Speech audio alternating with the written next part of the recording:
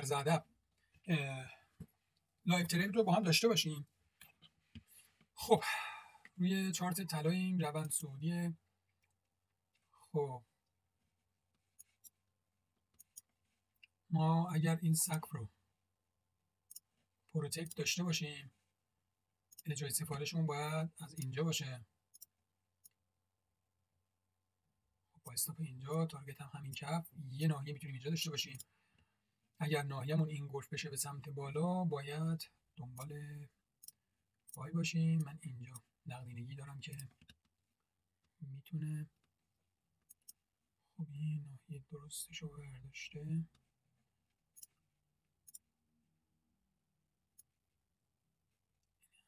اینجای سفارشش یه دونه اینجا اینر دارم. خب فعلا دیدگاه اصلیمون روی طلا اینطوریه. روی داو جونز هم انتظار دارم که توی تایم اوپن نیویورک پشت این رو بزنه و ترجیحاً این ناحیه رو برداره به سمت بالا حرکت بکنه. اگر این کارو بکنه با ستاپ وارد معامله خرید میشیم به تارگت این سقف. اینو منتظر اوپن نیویورکیم، یعنی نیم ساعت دیگه. امروز هم هیچ خبری توی بازار نداریم. چهارشنبه 22. خب داو جونز روی این ناحیه برای بای منتظریم. طلا هم ببینیم با نواحیمون چیکار میکنه.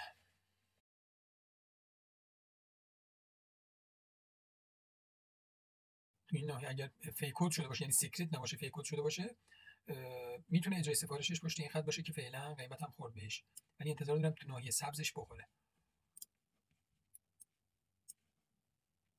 خب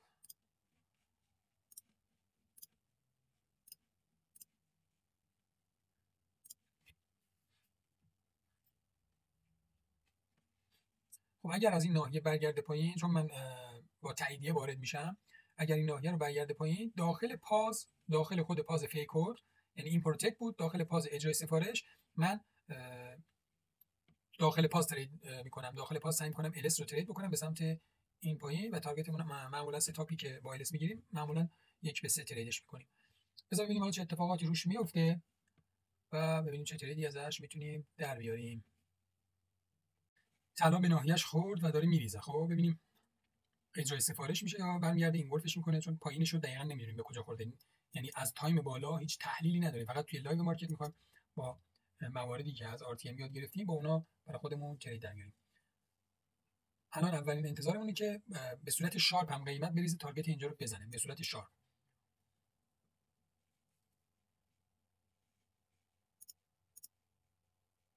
خب من اگر اینجا فیک اوتمون باشه، معامله‌اش رو بخوام 1/3 بزنم، ناحیه من برای ترید هست. اگر بخوایم LS رو در نظر بگیریم، میتونه تا این نواحی هم برگرده بالا، از اینجا سل بشه و تارگتش این چپ باشه، ولی فعلا برای من تاییدی هنوز، چون باید جلوی این پایینا باید یه پی برای من باز بکنه. اگر خودش رو قیمت به این حوالی برسونه که اینجا چون انتظار بای داشتیم، میتونه اگر پی ای دنبال پی ای باشیم، میتونه با دیدن این دی پی که اینجا هست و از پاز این دی پی فلگ لیمیت بیاد پایین، میتونه پازش برای تا این پایین باز باشه. فعلا منتظریم تا تاییدیه بده. اگر تاییدیه بده، این پوزیشن ما برای سل خواهد بود. الان تقریبا پایین برای ما این دی پی رو رد کرد، پازش برای ما باز شد. ما 1/3 اینجا برگرده بالا سل میگیریم روش. برای معامله پر ریسک تر، نقطه ورودمون اینجا، استاپمون پشت باکس قرمز. خب اینجا دقیقا باشه، تی پی مون هم این کف باشه، ریوارد 7.5 و اینم که معامله 1/3 مون برای اینکه کم ریسک باشه، میتونه ترید داشته باشه. خب بریم تریدش هم ست بکنیم.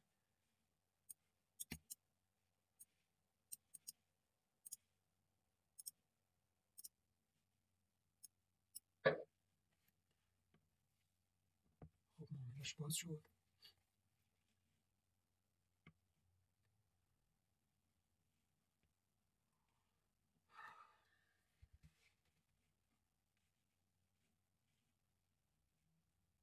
خب معامله طلا باز شد. روی داو جونز هم من یه دونه نقدینگی دوباره از این بالا پایین داره تشکیل میشه و ناحیه‌ای که میتونه برای تریدش خوب باشه. بذار ببینم این سقفش کدومه. اینم سقفش خیلی نزدیک بود. خب این اگر سکرتیم فیک اوت باشه، خب برای ترید میتونه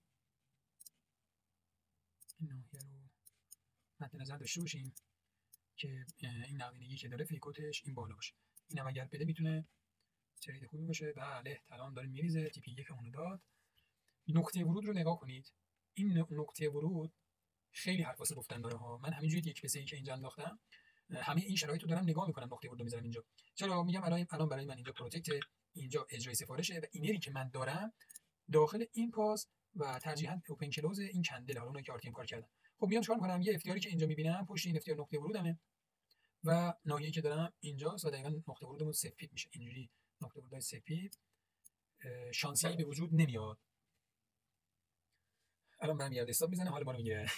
ولی فعلا که چیزی که میبینم اینجا اجرای سفارش رو برداشته و تارگت این کف رو باید بزنه و معمولا اجرای سفارش ها حرکتشون زیاد میشه، یعنی ریزششون نسبت به پروتکتی که دارن زیادتر میشه. احتمالاً هم تا این حوالی بریزه بیاد پایین. معمولا این کارو میکنه. اجرای سفارش ها حرکتش هم شارپ میشه. حالا اینجا هم یه ذره شارپ نبود ولی خب داو جونز رو داشته باشیم. داو جونز هم فعلا منتظر تایم نیویورک هستم و این نقدینگی که اینجا دیدم براش و ناحیه سیلی که براش دیدم ناحیه QM این باکسمون که اینجا میشه، من اینجا رو برای سیل خوب میبینم. بذار ببینیم برمیگرده بالا. باز اینم معاملش رو احتمالاً همون 1 به 3 تریدش کنیم. اگر از این ناحیه بیاد بالا اینجا رو برداره با تاییدیه این 1 به 3 تریدش میکنیم. اگر تاییدیه نده که میره بالا. یه مسئله ای هم که داره الان بعد اسپای کانال سبک کلاسیک داخل محدوده رنج هستیم. اینم مد نظر داشته باشین چون الان اینجا برای من سقف نزده تو این دیتا. ببین چقدر اختلاف داره با سقف من. ولی توی دیتای دیگه نشونتون دادم اکثرا اومده لب به لب این و اینا خیلی حرف واسه گفتن داره. الان اگر از اینجا برگرده پایین برای من خیلی منطقیه که اینجا تریدش بکنم. این اختلاف دیتا توی سبک آرتین یه مقدار گیج کننده است ولی روی هم رفته من این ناحیه رو با شکل و شمایلی که توی چارت میبینم این حرکت رو درست میبینم که سقف نزنه. از اینجا سکرت بده بیاد اینجا فیک اوتش رو به من بده. بیاد تقریبا این دی پی باشه این فلگ لیمیت، بیاد تقریبا این حوالی یه فیک اوتی به من بده. بذار ببینیم طلا چه خبر. طلا یه برگشتی هم رو به بالا داشت. شده هیچ معاملش رو بذار باشه.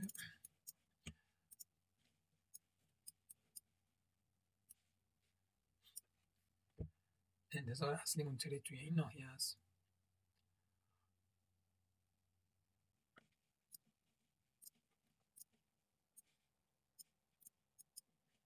خب سکرتش اینجا یه ناحیه خوبی خورده.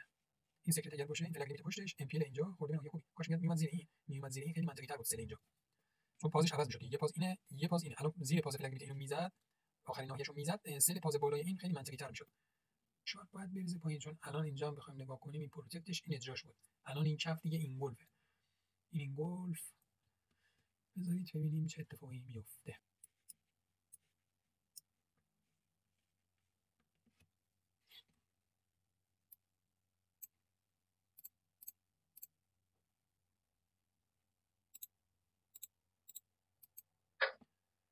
خب برم تو لپتاپ دارم یه ترید دیگه میزنم رو اکانت دیگه. الان داو جونز از اینجا اگر برگرده دیگه مطمئن تره.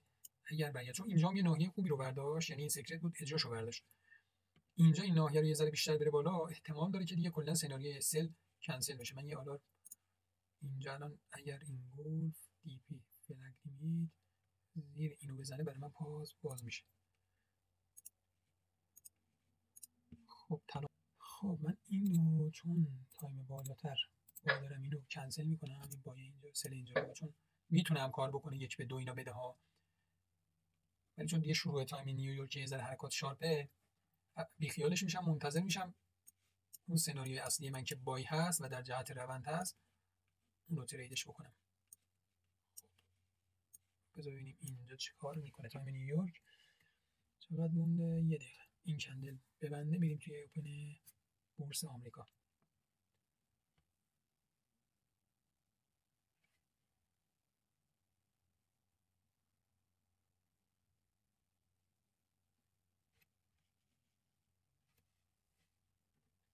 این پروتکت، اینم اینرش بود. خب خورد به ناحیه‌مون،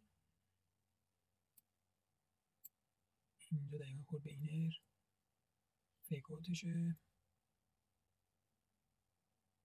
خب اینجا اینر رد بشه، اینرمون رد بشه، پاز باز میشه. پاز باز شد. اگر فرصت بده پاز، اینجا با رد شدن اینر پاز باز شد. فرصت هم نداد. اسپریدم لحاظ میکنم. خب بالا هم که پروتکت رد کردیم گفت. خب معامله باز شد. معامله باز شد. برو بالا. اینجا چیکار کردی؟ اجرای سفارشمونه. استاپ بزنه اجرای سفارش بالاست. آره.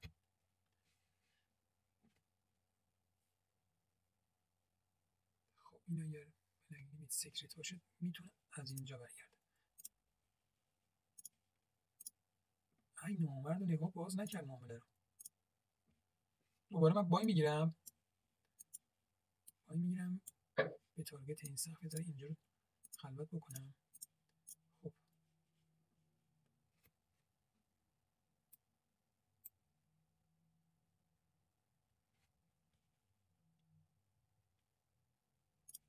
یه دونه سل لیمیت هم اینجا من میکنم.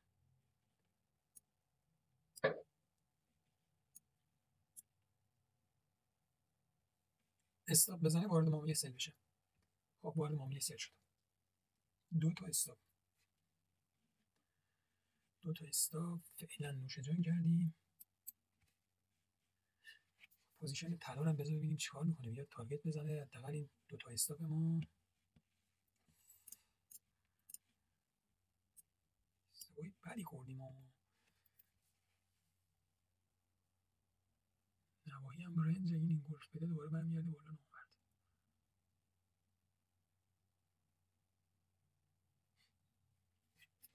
خب تارگتش میتونه این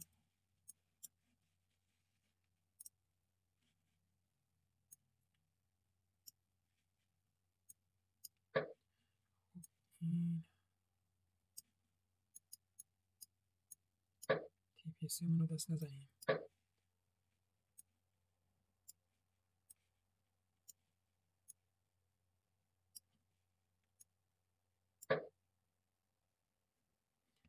بیا بزن جون. طلا هم داره میره پایین. اصلا حواس معامله طلا نیست. برو پایین. بزن دیگه تی پی. کلوز میدم من. اون 2% استاپی که داشتیم و اینجا باش اون 2% ضررمون برمیگرده. تارگت طلا هم بده میشه مثبت 3% سود. تمام. عالی باشه. عالی باشه. اگه برو. خب میگم تو میگم اوکی. یاس میتونم اون کسی میگم اون کسی میگه اشی از دولت. خب بس نمیاد. یه تو استاپ یه تیپ تو. انا على یه دونه چیزا. انا باید نمیشه بزنم. مثلا کنه. بزن تارگت رو نومرد نگاه. خب شارپ هم میزنه. بزن. بعضی وقتا هم شده لب به لب اینو زده اومده رفته اینر رو اینگول کرده رفته بالا. یعنی پروتکت اجرا اینر که داریم اینجا لب به لب بیرون تارگتشو داده برگشته اینرش هم اینگول کرده. از اونها نباشی. اون با تحلیل میشه گفت که اون برمیگرده این کارو میکنه یا نه. یعنی از تایم بالا دیدگاه داشته باشی که چه کاری میخواد بکنه. ولی میبینید اینجا صبره که آدمو به چالش میکشه. ولی من چون صبرشو ندارم میبندم دستی. این بلاها رو زیاد سر من آورده که تارگت رو داده برگشته بالا استاپم زده. ما نخواستیم اونو. خب خدا رو شکر این دو تا استاپ یه تیپی 2 یه تیپی تقریبا 3 برای مثبت شد. مثبت شد. این از لایو ترید امروز. امیدوارم که استفاده کرده باشید. با تحلیل و با دلیل و مدرک RTM همه نواحی رو داشتم. به جز اینجایی که سری که داشتم دیگه چون این ناحیه تایم اوپن نیویورک هست معمولا نواحی رو اینگولف بکنه شارپ میریزه. تایم اوپن نیویورک دلیل اینکه اینجا دومین بارم ورود کردم این خروج دوم رو که چرا اینجا اینو میکشم من. اینجا یه بار استاپ زد. استاپ اول گفتم احتمال داره این سیکرت باشه چون شارپ رفت بالا دیگه. بیاد این ناحیه رو برداره به سمت بالا حرکت کنه چون این هانت نقدینگی رو تایم نیویورک اکثرا داریم و خیلی وقتا اگر دقت بکنید هانت نقدینگی اینجوری خیلی کم میشه و به سمت بالا حرکت میکنه. این حالا معامله‌ش هم این پایین من زدم که دیر باز شد. اینجا اگر باز میشد، اگر قرار بود بره بالا، ریسک ریوارد خیلی عالی میداد. پس برای همین ریسکش رو من پذیرفتم. و چون گفتم اگر بیاد زیر این دیگه مشخص میشه که آقا پایین این گلفه، دیگه سکرت نیست که بیاد اینو برداره هانت کنه بره، یعنی این بالا سکرت نیست. چون این بایو کاشته بودم، اینجا دیگه سل لیمیت کاشتم که به محض اینکه استاپ زد وارد معامله شدیم. حالا 1 به 2 شو گرفتیم، 2.5 شو که 1 به 3 هم تا اینجا اومد و داد. خسته نباشید. امیدوارم که از لایو ترید سبک RTM هم بهترین استفاده رو بکنید.